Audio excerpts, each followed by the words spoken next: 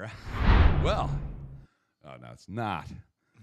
Ladies and gentlemen, the NFC champions, Philadelphia Eagles.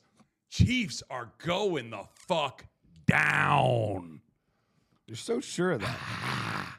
You're so sure that you wore your mask. Goddamn You're right, covering I'm your sure of face because you don't want to be seen. Oh, no. Okay, that's a People little can better. see me. That's a little better.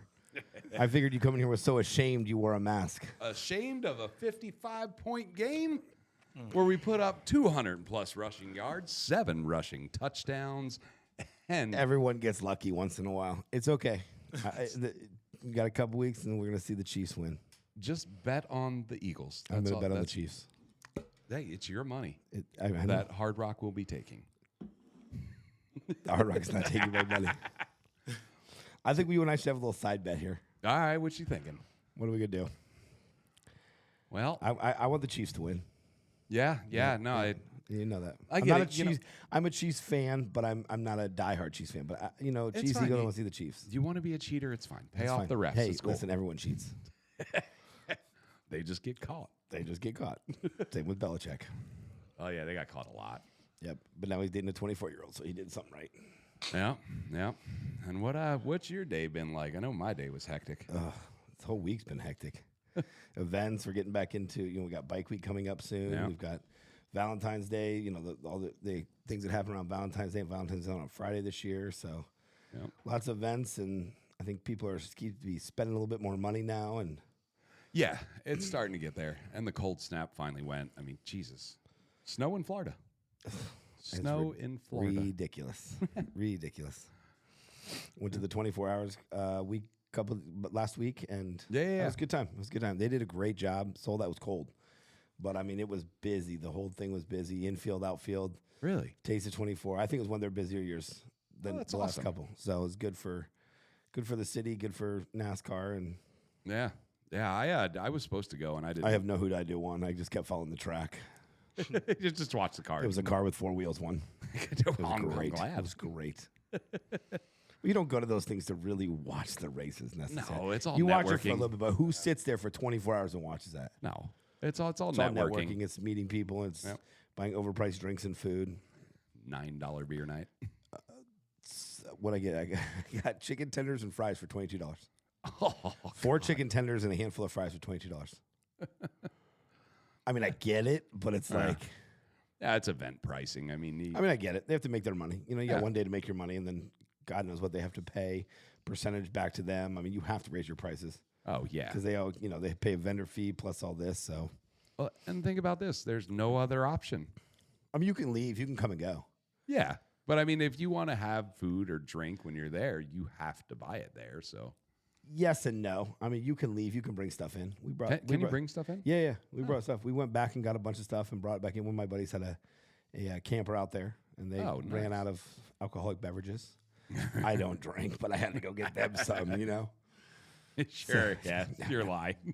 Tell them how you want. Yeah, whatever. But no, they didn't check bags or anything like that. Or I had a bag full of a couple bottles and mixers and stuff. Walked right in. Nice. Yeah, it was nice. They did a great job though. Like as far as the parking and getting you inside and getting you back, I think they did a phenomenal job. I will give them A+ on the transportation part of it. Yeah. Definitely the transportation part of how cold it is and everything. Like they knew to get people in quickly, or they're going to start losing people. I mean, the trolleys and the trams were going. They had vans, so you could get in a van. It was covered. You parked up front. They didn't make you wait and check your tags and all that stuff. It was like go in, park, and get it. And we get it. So And you go up to Philly and they're like, no, you sit. you sit in this and 4 degree and just drink more. Yeah, they don't do it in Kansas City. A bunch of pansies up there in Kansas City. Funny, I had a meeting today. I was going over, putting on a wedding. Your wedding? No, never again. But they, we're planning the, going over the seating arrangement and all that, just trying to get, the basics. It's not for a couple months, but they're from Kansas City. And they didn't know I was an Eagles fan. They're like, yeah, we're going to the Super Bowl. And I was just like, Birds, please don't not have your wedding here. So what was the thing you were telling me? So like everyone walks around town saying "Go Birds." Go Birds. So like it's like, how you say So hi nobody to says people? hello. It's "Go Birds." Go Birds. Go Birds. Yep. Or Yeah. fly. Yeah. Yep. And ladies and gentlemen, that voice that you just heard is our guest today. He is the NABF WBA light heavyweight champion of the world. And on February 21st in Detroit, Michigan at the Motor City Casino, Kenmon Evans will be going up for the NABF. Or no, I'm sorry, the NBA. The National Boxing Association. He's going up for the National Basketball Association. National Boxing Association light heavyweight champion of the world. Have another shot of Tito's, Joe. I know, right? There you go. But Kenmon, welcome to the show. Thanks, guys, for having me. And then John, great to have you on here. Thank you for having me, guys. John, are Appreciate you it. the security guy? Are you the manager, the bodyguard? I'm the trainer. Okay. We get a lot of guests in here. Sometimes I'm like, I'm the least important out of all no, those. you're the most. He doesn't win without you. That's the thing is he doesn't win without you. Yeah. He could be great. He could be the best one, but he don't win without a trainer. Yeah. Yes, sir. I mean, and he could be best guy, but you're the one that keeps his head down, keeps his shoulders pressed where it's supposed to be, and your shoulders falling, and without that, we don't see things. They don't. I mean, I'm not saying people don't see how important a trainer is, and we'll We're get behind into the that. scenes. We're behind the scenes. Right. That's what it is. Yeah. We're the reflection. True. So now coming up on this fight, this is a big fight. Yes. You know, you have one belt, you're going for the second, and you know, correct me if I'm wrong, but I think this belt's a little higher up on the food chain, right? No. No, For the first one, it was. the first one is. Yeah, the first one is. Nice. Yeah. So do you go out wearing all 6 belts that you've won?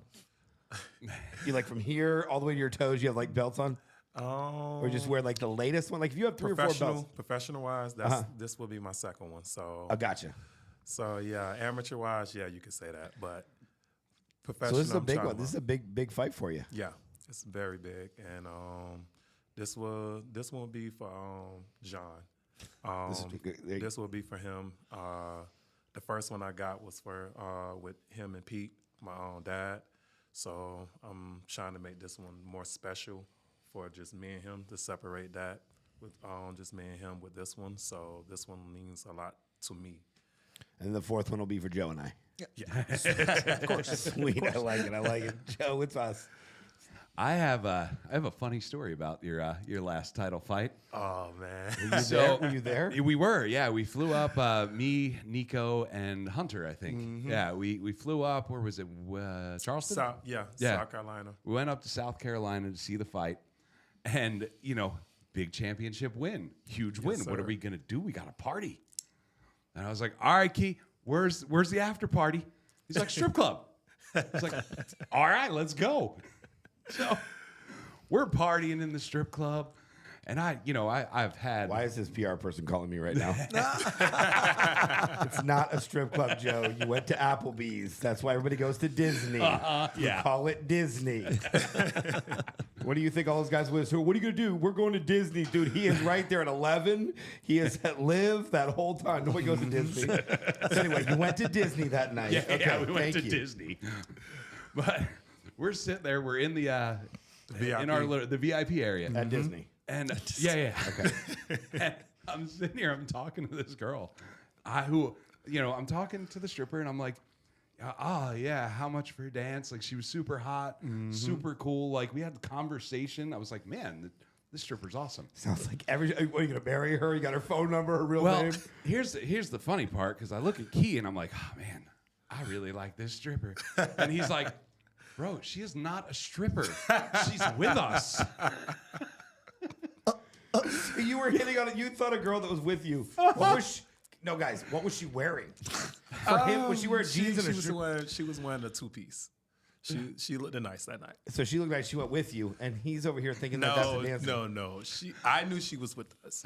He I didn't did know. not. So Joe's like, she really likes me. She's leaving with us. You're like, duh. She came with us, dickhead.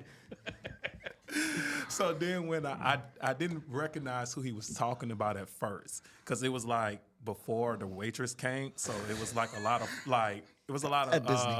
At Disney. right At Disney. At Disney's. It was a Right. lot of foreign, like foreign, a lot, anything you could think of, waitress. You're going around the world at Disney. Pretty much. I see. Right. All different walks It's of life. Epcot. It's Epcot, guys. That's Just it. Right. Epcot. So I'm making sure everybody was good and everything before I wanted everybody to stay like together because it was real jam packed. But you won. That's not your job. Your job is to drink and party. Yeah, but where's I'm where's the PR guy? He should be doing this.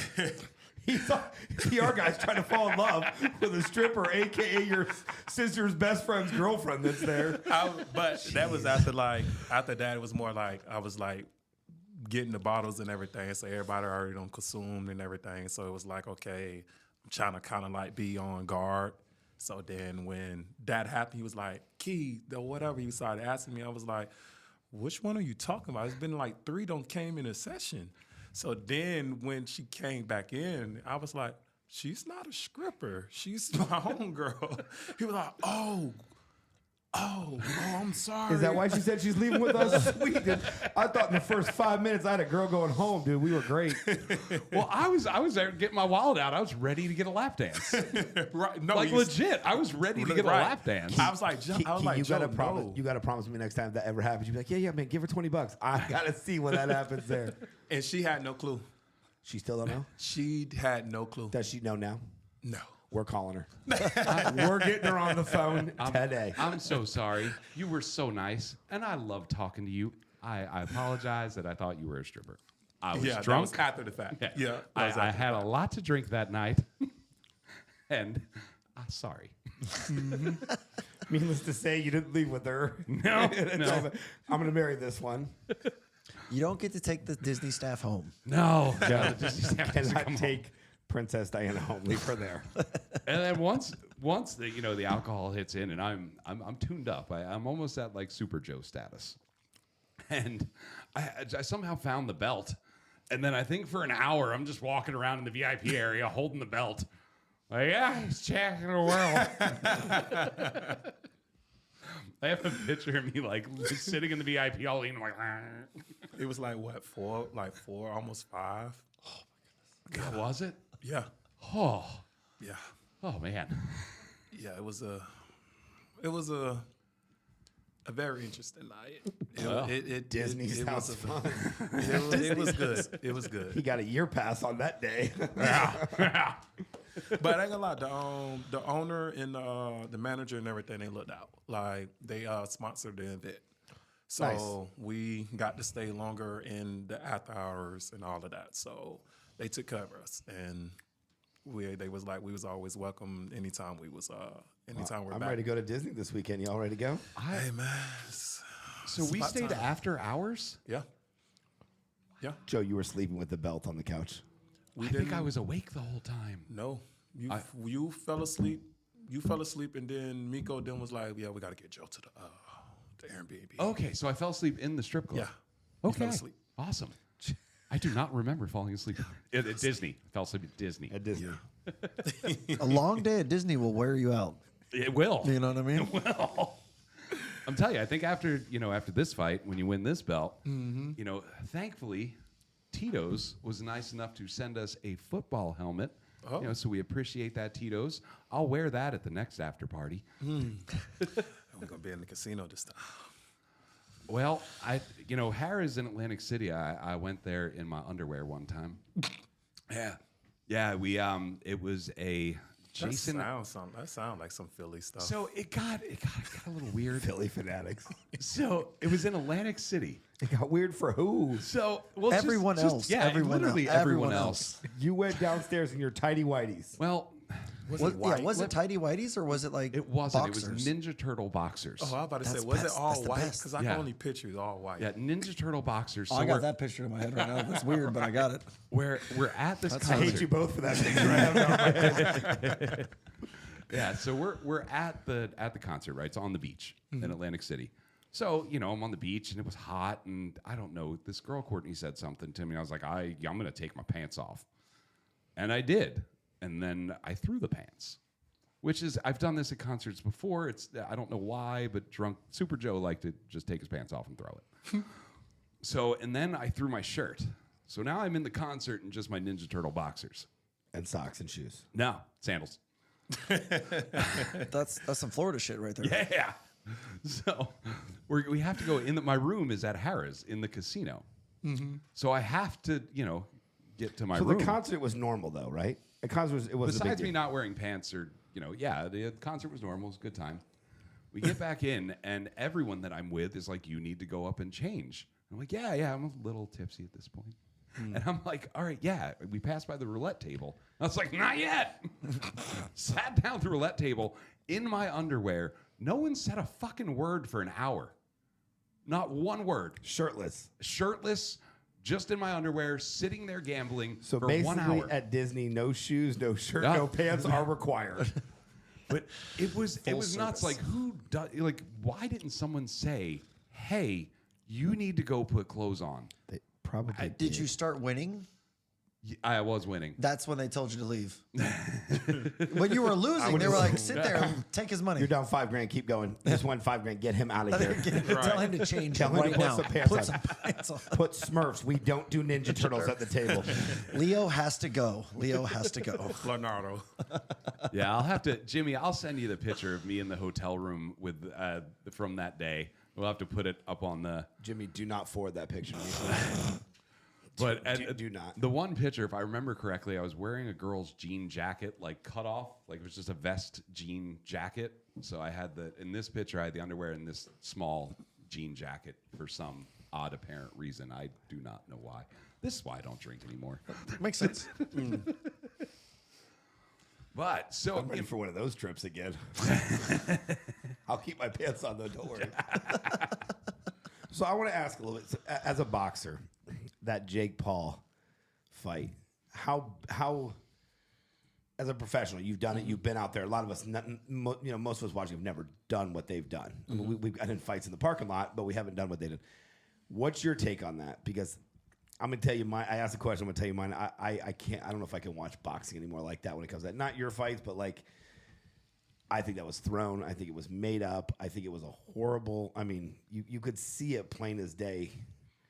What I think was just a written out. You're gonna punch him here at 201. You're gonna take the hit at 207. Like it was so plain out. Did you see that? Or are you like, oh no, it was actually a 1,000% agree with you on that.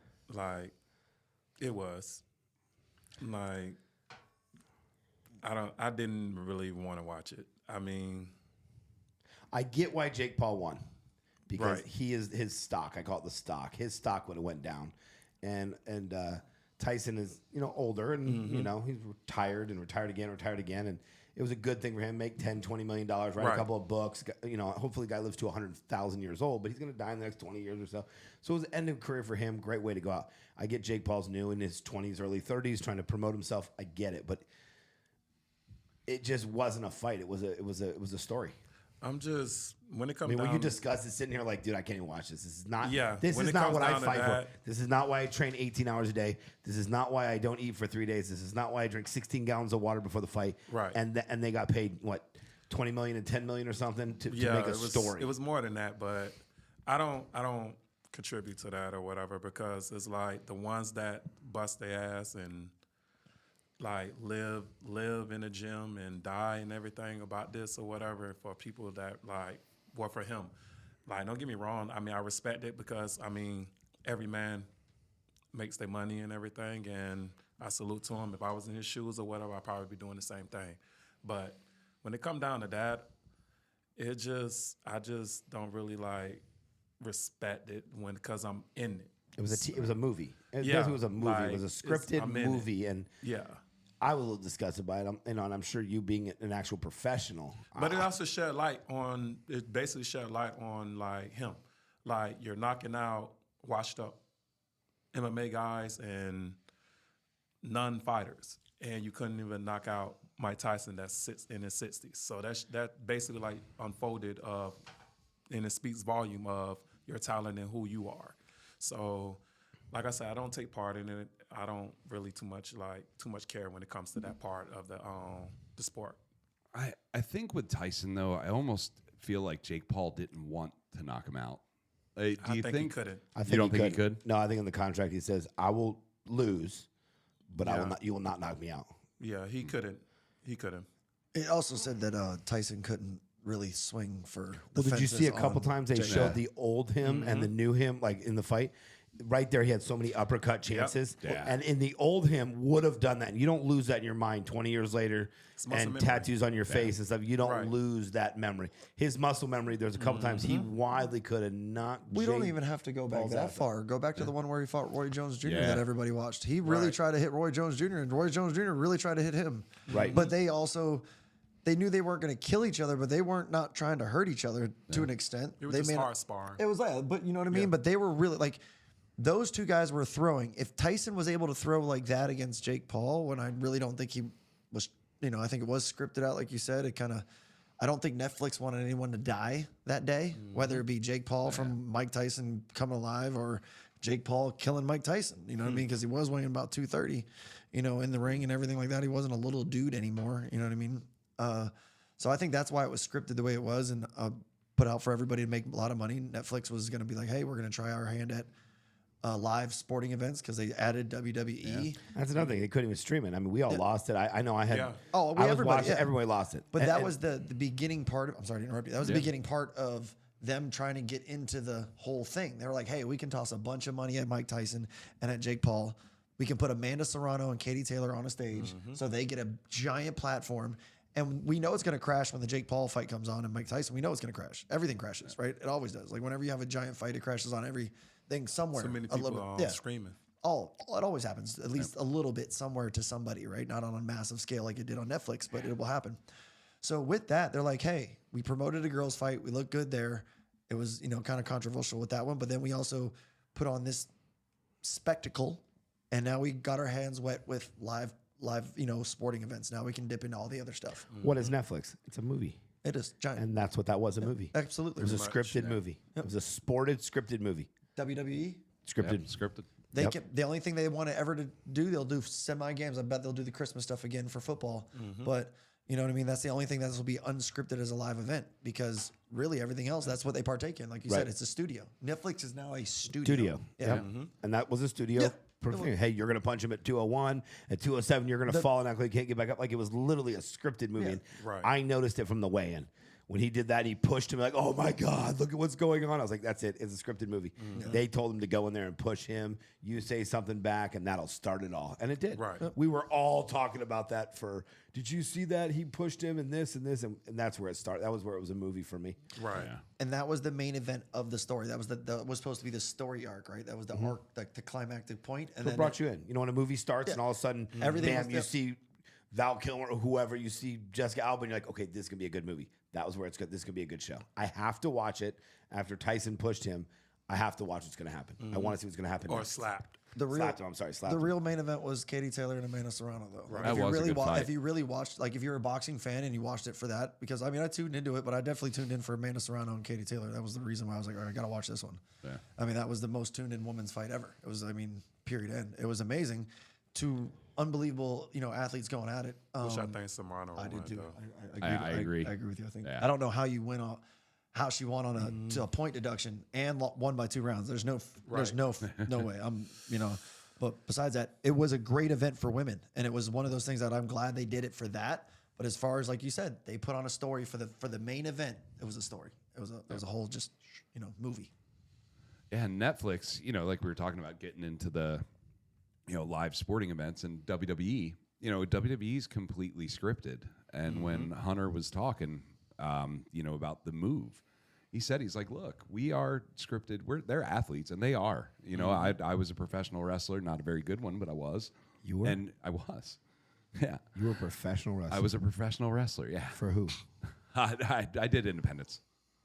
Was this when you were at the Disney drinking? No, this was in the Keys, man. Really? Yeah, I did. Do you notice we learn something new about Joe every show? Yeah, I like this. I did independent shows, and I'd make like $25. It wasn't about the money. It was fun though. I had learned because I always liked wrestling. I was always a fan growing up, and as a kid, I was like, oh, I want to be Hulk Hogan and Stone Cold. And I was walking by a boxing gym, and I saw the ring, and I saw 2 guys wrestling in it, like not boxing, and I'm like, huh. So I walked in, and I was like, what are you guys doing? And they were training professional wrestlers, and I was like, oh, well, $300, sure, let's do it. And if you're ever in a boxing ring, hurts way worse hitting the floor than a wrestling ring. That was a terrible way to train. The floor gives in on the wrestling ring, yeah. Right, with the boxing, it's flat, hard. Yeah. Yeah. Yeah. Yeah, like it, the wrestling ring has a little give. Yeah, there's 2x6s, and then there's a little pad, and that's a boxing ring. So when your head bounce off of it, yeah, 2x6. Yeah.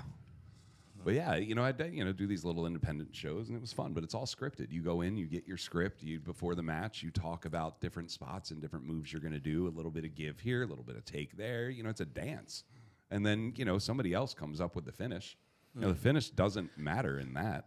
Now, is boxing a full-time thing for you?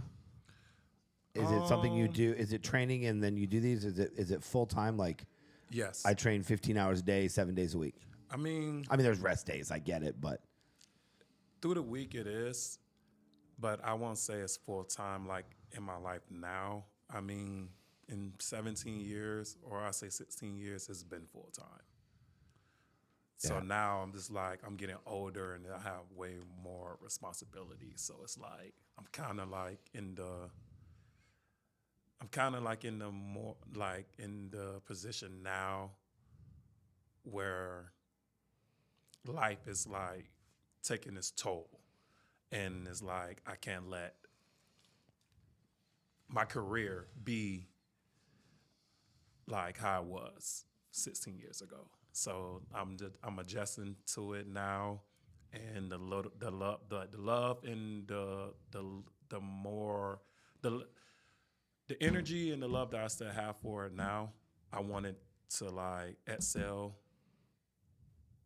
like I know it should before it's all done, said and done. So you can go into your 50s, 60s boxing at least, right? Would you want to? I mean, I see myself like I always said 35. So the most I would want to be is 36 or 37. The say I'm said and done. But you'll stay in it. Would you go into coaching or training or bring up the new? I think, yeah. Because once it's in your blood, I don't see you just walk away and go, I'm never going to pick up gloves again. Nah. Then you're going to fire this guy and go be him, right? I'm just kidding. That's exactly how it works. Yeah. I'm just kidding. He takes over, I leave. No, but you bring on new proteges. I mean, I'm sure he's not the only one that you train. You have other people that you... Yeah, we have a gym full of fighters and everything like that. And, there's a couple professionals along like that I train with, along with Kenmon. And then we have a bunch of amateurs that we work with at the gym. We got Johnny Maria, little Gianna Marco Antonio. We have Gavin, Mike, all these guys that we have at the gym. We have a group of amateur boxers that we take on events and they train. Kenmon, helps them and, gives them his experience on the amateur level and everything like that. And it's so he's like the Godfather. Yeah. Godfather. It's really it's not in a good way. I don't mean that in a good way. It's really cool because usually when he speaks, they all really do shut up and listen. And it's like, I've been saying this shit the same way, man. Listen. But like, where do you think he got it from? Right? I mean, like when me and Kenmon first met, Kenmon had more experience than me, but it was one of those things where it's not that I'm more experienced than him or he's more experienced than me now. It's just that I was a much better coach than I ever was a fighter. I always knew that. Like once I started with Pete and everything like that, like it was like, I'd say a year into it, I still had aspirations to have my own career in fighting. And I did. I moved on. I fought pro twice and did that. But I always told him, I was like, I'm going to be a much better coach than I am a fighter. For whatever, like how I see things and how I can it works. I'm just way better at understanding and translating it as a coach and everything like that than I ever could process it. Because I started so late, like competing heavily in boxing. Like I did martial arts my whole life, but I started so late. So getting with him, I just sat back and I kind of just learned more rather than experience like he already did. Like I learned watching and doing it along with him, but I also learned, I watched the coach teach the fighter. Like I saw Pete do what he did. And then I watched all the other coaches that I was around. And I always knew, I was like, I'm going to be much better at this teaching someone than I am actually going to be as a fighter. And that's why it's worked out so well because he gave me advice and now we're working at it as a team, each other. And then he's listening to me going, hey, you're doing this again. He's like, okay, gotcha, coach. You know what I mean? And it worked out much better. Well, it's like a caddy in golf. Half the time they're better golfers than the actual pro. Like, hey, listen, the wind and a 9-iron. He's like, I'll take a 7. Take a 9-iron. I mean, I've seen it over and over again. And it's a team effort. Everybody Yeah, thinks boxing and tennis is a one-person sport. I'm the athlete. I'm the winner. Without the coach and the trainer, you're not, Yeah, I don't say you're nothing, 1,000%. but it'd be that much harder. You're nothing. You know, I don't want to. I've not been there to say you're nothing, but without them, it's a team. Everything's a team effort. Maybe not checkers, but I mean, I'm sure checkers and chess probably needs a coach as well. You know, Yeah, with I mean, thinking and. I always tell people that the easiest way you can do it, like you look at Mark Zuckerberg, you know, he's considered a genius with, you know, his tech, and then, you know, Elon Musk and all these guys and stuff like that. Boxers, fighters are geniuses in their own right. Their brain is processing at a speed so fast, so quick to transition. MMA fighters, wrestlers, anybody who competes in a combat sport, you're processing things so quickly, so fast that you don't even know you're doing it. That's how quick it is. Canelo is a genius. Mayweather is a genius. They're just geniuses in that squared circle, and their brain is working like an Intel Pentium processor. It's just working that quickly in that thing. Whereas Sheldon Cooper in The Big Bang, it did it for physics, right? It's just everybody had it in, but they're literally they're working, like you said, it's chess in there, and they're processing like a world-class chess player, you know, 4 or 5 steps ahead. And then you still got to understand, too, when they're yelling out, like in the corner, you got to think, like, to hear his voice over everything, the crowd. You're listening to him. You're listening to him. yeah. Right punch, left punch, this, watch his shoulder, watch this. Now, why is it illegal to use an earpiece? Yes, because it would damaging. You don't want Right. anything like that in your ear. The mouthpiece Gotcha, is the gotcha. thing. You know, football and a lot of Absolutely, sports yeah. now are communicating through that. But that makes sense with boxing. You get hit in the ear, and you got this ear thing that goes, now you're spitting it out your mouth because you had it in your ear, so you definitely don't want to put that. And I think But you have to learn to. oh yeah, absolutely. You have to learn to tone out everybody and the crowd yelling, "You suck," and "We love you," and only hear his voice. Yep. And you have to train your own brain to think that. It doesn't matter what they say, how they piss you off. You know, you have to say, "I'm only listening to this guy." And when he tells me, "Watch my shoulder, watch my arm," you're getting lazy. Put your hand up. You have to only hear him and nothing else. Do you blank it out and only hear him? Do you hear nothing else? When I'm focused, yes, I do. So I could yell at you on the side of the road and you wouldn't even hear me. That's like no. No, because I did yell and he paid no attention. Yeah, like I Was don't. this at Disney or was this afterwards? probably both. Okay, just making sure. I think the first time I probably not even the first time. I think the second time. My first time when I didn't hear anything or whatever, and it was like frustrating, and I just went all out. That's when I got the draw in Philly when my dad or whatever. But I think the second time was the last fight, but because the fight was I was more frustrated because it was dirty.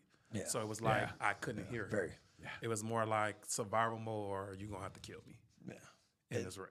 I think you would you agree to this? I think it to me when I was fighting and also when I'm in the corner, vice versa. Like it's easier to hear during the fight. It's easier for me to hear the corner than it is when I sit down in the corner. Because when I sit down in the corner, my brain is running through everything that just happened to me in that ring and what I'm trying to process. So I'm also trying to control my breathing, and then I got to listen to a guy in front of me that wants to tell me more shit that I'm processing. So I've always found it easier in the ring to listen than it is in the corner. Honestly.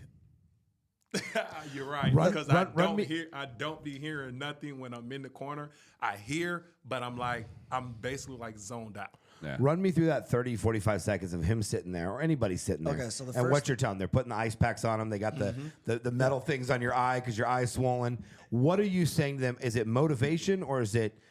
I'm sure everybody's a little different. It changes as the round goes on. So if he's on point and he's on game plan, all I do is keep encouraging the same scenarios. You're Because doing it's working great. for us. Keep up. Keep your arms up. So- You're doing what we talked about. Blah blah blah. So let's take it for the last fight. We'll just run it through the last fight. The first couple rounds, I'm sitting there going, okay, hey, we're doing the right thing. Game plan is working. We rock them. Game plan's working. First round, 1 and 2. Now after that, things started getting dirty. You know, things started getting hits behind the head, illegal refs not taking anything away. At that point, I'm just trying to get him focused. The plan has shifted from keep on to the game plan that we're working, right? To now I need you to stop focusing on him, worried about the dirty stuff. We need to just fight. We need to stay on what we're doing, but I'm trying to refocus, right? So every round it may change a little bit, but when he's dialed in and everything's working the way we like it to work, it's mainly just getting him to breathe, get his resting heart rate down, controlled, and then simple corrections is the best way I can describe it. I don't want to give him too much. I don't want to give him too little. And then I just got to make sure, hey, simple corrections. Because too much, he thinks he's doing something wrong. Too too much negative, like, hey, you're not doing this, he thinks he's doing something wrong. Too much positive, he's not slacked, but then he doesn't take it another. So you got to give that There's push, a balance. pull. There's that balance. Hey, you're doing good, but keep your shoulder up. You're not doing this, but hey, great job here. Because it's kind of a motivation, demotivation, I'd say at the same time. It's or a correction, and a motivation at the same time. We're You're doing a correcting great things. job keeping your Yes. hand up, but your shoulder keeps falling. Keep your shoulder up, or whatever the scenario is. You're not putting the jab like we want. We need more work with the jab, whatever it may be. Little small corrections, and then usually that responds, right? That's the response we're looking for. And then we also want to know, like, you want to keep it even keeled, because when I need to put get yelling and get going on him, then he knows that I'm serious about it. Like, hey, no, he is. We've been even keeled through the whole fight. It's not like I've been yelling at him every round. He just told me we're not going to Disney after this, so I need to step up my game. All right, I'll step it up. Exactly. You better say, one of these fights, I want to hear you say it. We're going to Disney. Right afterwards, I'll say it. Right, we going to Disney. Next fight, when you go, what are you doing? Well, we're going to Disney. There you go. But like that's what I see when I'm in the corner. All I'm just trying to is relay messages. I'm another set of eyes so he can process what's happening and trying to keep him on point. But everybody's different too. Yes. What he responds to, what your other responds to, it's all 100%. different. Like, to him, you can kind of yell and tell him the negative because he's not taking it. But Tony, you have to give him the positive. So you have to word everything a little different to your different fighters. Yes, absolutely. And the one thing I have very much always been advocate of is I'm never going to lie to my fighter in the corner. I've heard so many cornermen tell their fighter that they're winning when I'm like, I don't know how you're telling them they're winning. Yeah. It's too close to say that definitively your fighter is winning. It's way too damn close for that. And I never understood that. I will tell Kenmon straight up, I do not think we won that round. We need more work. And you like that. Yeah. You like hearing dude, I just lost that effing round. Yeah. I got to pick up my game. I mean, because the honesty to me, like you just said, like to me, the real will always like conquer everything. But I can see why people do that because you won that round. Great job. You don't know if you won it or not. I mean, you know, but if it's that close, you don't know. No. So some fighters you might be like, you did great, you won. No, you didn't. I feel but like it's I a feel round. like a lot of fighters know when you win a round and when you lose a round. Yeah. Because if you ask me, if you're looking at me and I tell you my opinion, it should sway your opinion of what happened. Like if you come back to the corner and I'm thinking I won that round and he's like, hey, good job, that's ours. We got that one. I'm gonna be like, yeah, I'm on the right field. That's what we got. That's what I felt. If he comes back, we won it, and you don't, you're like, no, we did not. Yeah, and I won't tell him that we're winning that round unless I'm 75% or more sure. If I'm anywhere in that middle ground, I'm like, it's close, man. It's close. I don't like it. I don't like being that close. I need something more definitive in the next round. that's me. That's basically me, and I'm lazy and not moving. Yes. Yep. Yes. See, one thing that fascinates me, I never really thought about it, but you're saying you kind of script your moves, and like the first two rounds, you had a game plan going in, right? Mm-hmm. It's not scripting moves. It's like think about it like football. You go like the See, that's it. I was going to kind of it's more like compare it to football. football. It's scripting that way. You're not scripting plays or what you're going to do. You're trying to implement your will. Yeah. And the pace of the fight that you want. And that's impose. And impose. Sorry. Yeah, impose your will. Because what we would do in football, we would script the first drive. Okay, we're gonna run. Whatever the game plan, week to week run defense, we're gonna run, throw a little couple screen passes, stuff like that. But the minute they stop your plan, it could be 4 plays in. Well, guess what? That script's gone. Let's go. Right. You always want to like. That's the thing about Boston or whatever. Like the plan never goes out. You just have to adjust as everything keeps going. So it's like they always say train for anything and be prepared for anything. So if you know your sternum is good and you got to pick up your pace or whatever, then if he's on 3, then you have to be on 7. Yep. So at the end of the day, it's like whatever you go into, if it's a person that out of box or a slugger or however it may be, you have to be 2 steps or 3 steps ahead, no matter what. But the main thing is your sternum. Yeah. How much of boxing is knowing your opponent before the fight? How much time do you spend I spent 100 hours training in this. How much is knowing that other boxer and that he's a right hook guy, or that if you lower your shoulders to this, how much studying do you do on the other guy? I leave that up to John. I'm a type of person, I'm like real old school. Like I like to be surprised, but I'm expecting my coach to like give me the adjust. Give me all I need to know is how tall you is and how long you is. That's all you need to know. That's all I need. You don't even know if I'm a right jab guy on this. That's all I need to know. I'm 6'3" and I'm 180 pounds. That's what. And you've give you adjusted everything in your mind what kind of boxer I am. No, it's not that I'm gonna adjust. Oh, I mean, it's not that I'm gonna know all of this. I just need to know how tall you is, and I need to know if you're a righty or a lefty, and I need to know how long you is. After that, that's on my behalf. Everything else is on him. Like he's gonna give me that adjust normal? how everything goes. That's normal. The way I look at it too is the same thing because like I don't want him to overly think about the opponent as much as I want him to think about what we're gonna do, what we are gonna do. Think about your plan. Don't think about their plan. No, yeah, because ultimately, the way I look at it, and this could be a hot take in boxing, and somebody might yell at me for this later or whatever, but I don't know. The way I look at it is, and I'm taking this from my personal experience of coaching fighters and the amount of time that I've had been able to do it from him being a pro boxer and my other fighter, Chris Mixon, being a pro MMA guy, and all of the amateurs that I train and consistently, and all the fights that I've took. The way I look at it is, we can look at the game plan. The game plan needs to be generalized enough to where we can adapt in different situations inside of our game plan, right? If something happens. Because I don't know how many times I've studied a fighter and that dude has come out and all of a sudden they're not doing what they were doing before. Wow. Like it happens too often. I need to set up a game plan and find what your tendencies are. I don't need to know exactly what you're going to do because guess what you're going to do? You're going to look at us. You're going to find our tendencies and you're going to build a game plan around it. So why am I building a game plan just about how one style of the way I think you fight? Do you find the weakness in him though? Do you look for the weakness? And it's about you it's see after about 6 movement. rounds, he's just not. The guy's a little bit older. After 7 rounds, he's not what he was. Where a 22-year-old maybe can go all 10 rounds or whatever. You see the speed, and you can dictate the pace and the tempo of the thing. Like you see the first round, how intense or the tempo of how every fighter goes. Some goes fast, some keep the same pace, and some slows down. So some do it a marathon, some make it a sprint. Some just coming out right away. Right. So it's basically based upon again, it's on you and your coach. Like how long you is that dictate. round to you? Being out there with your gloves on and punching. The round's only how long is a round? 3. 3 minutes. It's basically 3 minutes. Is How like 3 long hours. is it to you? So each round's like 3 hours long to you. Yeah. In your head and what you're Only doing. when it get past about 6. Like when the first 4 rounds, They go by quick, right? Yeah. But then at round 6 and 7, you're like, Yeah. I was out there 45 minutes. You're like, you were out there 3 minutes, bro. Yeah. And you think you've been there for 45 minutes because it takes it's your brain. Yeah. It's not even, to be honest with you, it's like you in a hyperbolic time chamber. Like it's like, you ever seen Dragon Ball Z and everything? When you go, it's basically that. Like it's like I don't know how they got that concept into Dragon Ball Z to make it's basically that.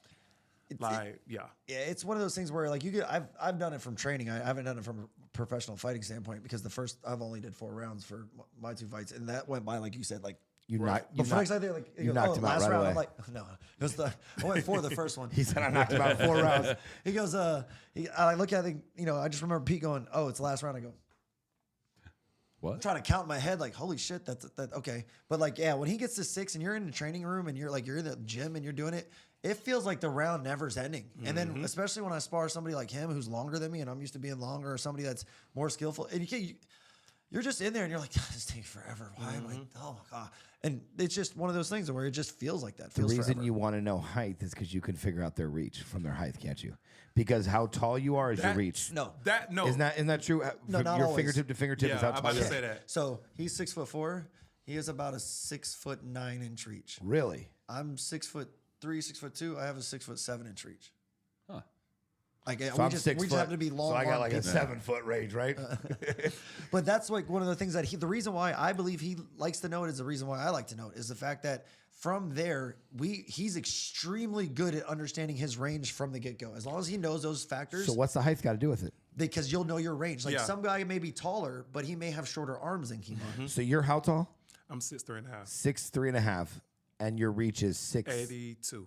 which is and a half. 6'7", So it's like 6'10" almost. Actually. 6'10".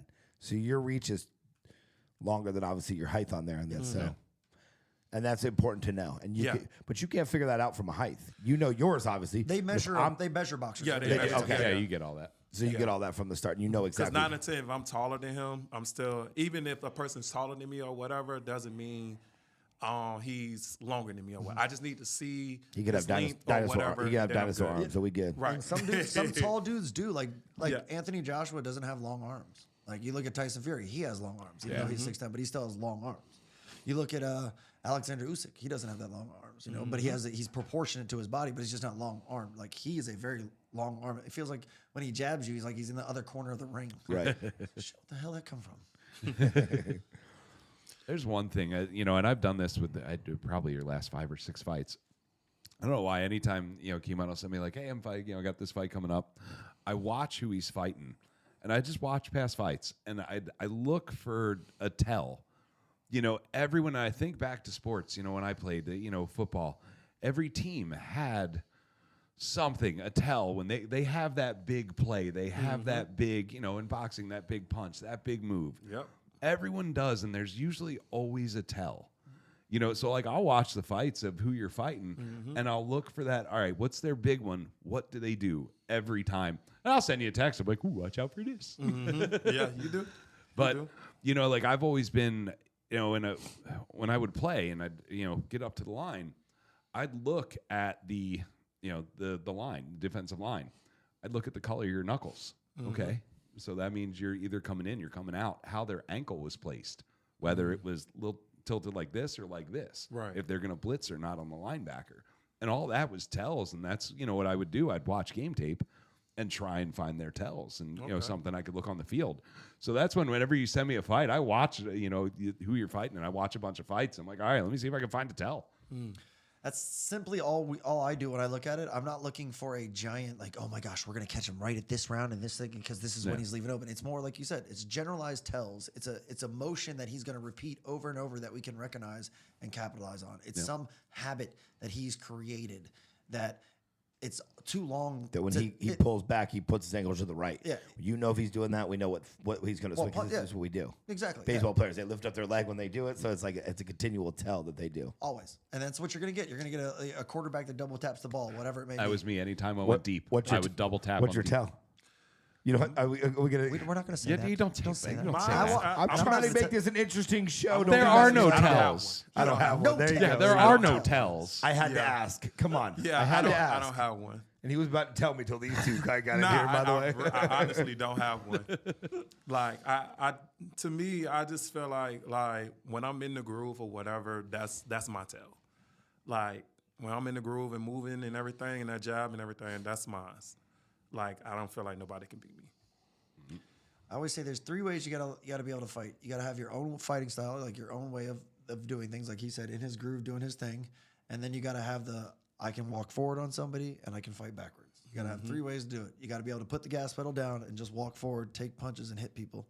Yeah. And then you gotta be able to find your own rhythm and flow, like in the zone, like you're on fire or whatever it is, basketball or anything. It's the same zone feel that way. And then you got to be able to fight backing up when someone that force wants to push even you in the line of fire. Yeah, you got to learn how to danger zone, fight back, regardless. Fight back. You got to learn how to fight backwards too. And if you're you not do those comfortable, things, if you're not comfortable in the danger zone, then you it's really not really like a high chance you're gonna win. To me. So I have a question for you, because you're talking about in the zone. Even with the sports and hell with wrestling, even though it was scripted, when you do a couple things right, and it's just okay, and you get this confidence that you walk in with confidence, but man, you do a couple things right, like perfect off the bat. Holy shit, your whole mind frame it changes, and it's insane how much better you can be just from confidence. It's not your ability; your ability is the same. But the confidence you gain from doing things perfect, it's incredible. Right. And that's come from, to be honest with you, that's coming from executing. Like, if you practice and you train and you're training for a long period of time and the rounds and everything, and then you do it in, say, the first round or the second round, of course, you're going to feel so good. And it's going to be like, that's what I've been training this much for. That's why I did this, or whatever. So once you execute something and you do it in a short period of time, when the fight was 8 rounds and I did it in the first or the second round, and you execute it, it feels good. And then that momentum, especially if you didn't execute it in that first or that second round, and then went all to 8, and you've been doing everything right, you're hitting hard, and you know you're beating the hell out of them. It feels good. That momentum that everything. It feels good. You get that second win, and it's like it feels just like I knocked them out. Yep. How's women in the sports? You've seen a lot more women getting in the sport over the years. I mean, yes, ever since MMA started blowing up, I'll say Ronda Rousey has brought combat sports for women alive again. After that, you saw much more going to MMA. You saw a lot more going to jiu-jitsu, and you saw a lot more going to boxing. so instead of beauty pageants and soccer practice, they were coming in there to MMA and jiu-jitsu. Like we have a girl there named Gianna. Shouts out to Gigi. Yeah, little G. She started when she was 15, going on 16. She's 19 now. She's stayed with it, and she's won Golden Gloves last year. She's gonna be. She has the ability and the talent if she wants to go be a pro too as well and go on. And How big is pro for women? it's getting bigger. It's getting Because men's sports. Yes. I hate to be like this, but men's sports seem to be NBA. They generate more They revenue. generate more revenue. Like, Yeah. do you see women coming up in this It's and saying? it's up and coming. So Because I do see a lot of fights. You got this great woman one that's almost bigger than the guys one sometimes. in some of these fights. MMA, you're right. In MMA, it's absolutely you're right. They get paid pretty. I don't want to say equally, but they get really darn close in MMA. Is Right? boxing the same, or is Boxing, it still? you have to have that draw. Right. Like Jake Paul, I will give him credit in this. He's helping women get more paid through just managing Amanda Serrano, coming to the table with her, and she's a big draw. She's going to get the other person across the table. He's get paid more too. Like that's just going to happen. You know what I mean? When you bring a big name, the other guy's going to like. That's why people wanted to fight Mayweather, even if they knew they were going to lose, because they were going to get Get that payday. You're going to get a payday. You're going to get the most money you ever made fighting Mayweather. $10 million I lose, I'll take it. And that's what it comes down to. That's Like, cool. you know, Conor McGregor was saying you're getting the red panty night, right? So that when you bring You get the somebody, what? The the red- red panty night was when you fight Conor McGregor when he was first doing. He's like, you're going to make the most money you ever made when you fight me, and that's just what they do. So when you get that name, it brings more money to the table. But they are starting to get better in boxing about it. Then other thing is MMA has treated women exactly equally as far as a male goes. Like, right, as far as it goes, you fight 5 minutes, they fight 5 minutes. 3 rounds for a regular. Title fight's 5. So it's not less like the golfing. The women's tees are in front of the men's tees. Boxing, 2-minute rounds for women. And for some reason, they haven't moved pro to 3 minutes yet. They've talked about it and everything like this. And I get where some of the women are like, instead of saying they want 3 minutes, like Amanda Serrano wants 3 minutes. Right. Well, some of the girls, I want to say, was it Sarah Marshall? Maybe was her name? I think it was. She said she didn't want. Michaela Mayer might have been her, but one of them said that they didn't want 3 minutes until they were getting paid for 3 minutes. Yeah. 3-minute rounds. Which, I mean, I get what they're saying, but at the same time, you're probably not going to get paid unless you do it. Yeah. You know what I mean? How good a pay is boxing? When you get to a certain level, it's good. Before then, it's hard. It's hard. You're putting out money for training. You're putting out putting money out for everything. gloves. Yeah, it's hard. Putting out money for food, proper food to eat. If you don't have money backing you up starting out, and you didn't go through the national team. the national team, But you get or- sponsors too. You can get Yeah, sponsors but for that's if your shorts, right? You can. And then you're when you come on the robe and you hold certain signs But up. that's if like, to be honest, that's if like people believe in you, or that's people getting behind you to like say like, okay, to pay for your camp or pay for you to not go to work for 2 weeks and to fly out and just to focus on camps or whatever, like Joe them. Like, it's been plenty of camps that Joe played for my camp and everything. Chasers, shout out to Chasers and everything, Michelle them. And I didn't have to worry about bills and nothing like that. And they paid And you for got that. to focus on that. Yeah. And they got marketing and strategy out of it, and they all got to go to Yeah. Disney and hang out afterwards. What a deal! So What yeah, a so it that helps out. It helps out a lot because it puts the focus on 1,000% of your camp and what you need to get done. Like me and John were just talking on the car before we got here. Like, it's a lot of fighters that's out here doing 40 hours, 50 hours, 60 hours, and still putting in 2-3 hours of training, and still doing their camps at home and everything. And you feel what I'm saying? So it's a lot. Like we a lot of people don't know that. And dating a boxer is one of the worst. Just dating a fighter. Right. Yeah. Dating a fighter. I'll just say that. Yeah. Dating a fighter is the worst athlete to date. Is it like Rocky? Do you run up the stairs? Yeah. at 7 Why in the is morning? that? Yeah. At 4 a.m, you're waking up, Yeah. running down the street, and in a full sweatsuit. And It's the time. worst. do you play that? Do you play that Rocky song? Yeah. You play? I mean, Everything. The movie, like I always tell somebody, if you look at how many Rockies? Like 7? 6. 6 or 7. When you look at every movie, and I'm going to be honest with you, when you look at every movie, I have experienced every encounter he did in the movie. I lost my fire. I didn't believe in myself sometimes. Super highs of winning every Yeah, fight. like everything. You go through it. You go through everything. But most people do that in their what they do. We've all gone through highs and lows. You're It's not the competitive same. sport. It's and a lot I'm going to different. tell you this right now. And as a man with an ego, and we all have them, right? As that's why I hate Patrick Mahomes, and you like him. We have I hate Tom Brady. He's the greatest. Patrick Mahomes will be one day too. And LeBron, Michael Jordan thing. Yeah.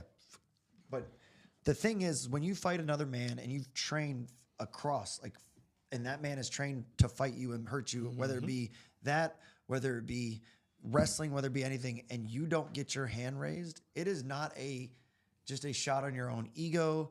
It's all of the work you put in. You feel like everything was everything is let out of you, right? And I know everybody feels that thing, but we all have it differently. I'm in marketing. When I don't get that client, and I put this and years. I mean, I think we all similarly feel the same thing. It's similar. But I don't get that $10,000 a month contract from somebody. I'm like, dude, all the crap I've done, the proposal, the meetings, the taking you to lunch, and I didn't get it. See, I think it's a lot different. It's similar. No, I'm going to be honest with you. It's similar. Just like if anything, like a broker or however, like anything dealing with like securing the bag or whatever is different. But once you in there with someone like mano y mano, to me hurting you or you hurting me and me getting my eye black, because it's more extra. That's the extraness. You're not getting the extra. physical toll on top of the emotional toll. And the spiritual and all of it. You might get, like I said, like you securing like the house or like a broker or whatever. You're not getting the extraness like on your body or what you have to endure. And then not on top of that, the bragging rights that another man had to go on to say he beat you. And not only that, you have to go through your whole life seeing another man and watching another video that he dropped you or you lost. But it wasn't your decision. It could have been a bad decision by a ref. Right. And that's not even your decision. The last fight. You could have lost, and it's not even yours. Right. And what do you think's emotional? What do you think's worse, emotional or physical? Both. Pick one. Tell me which one's worse.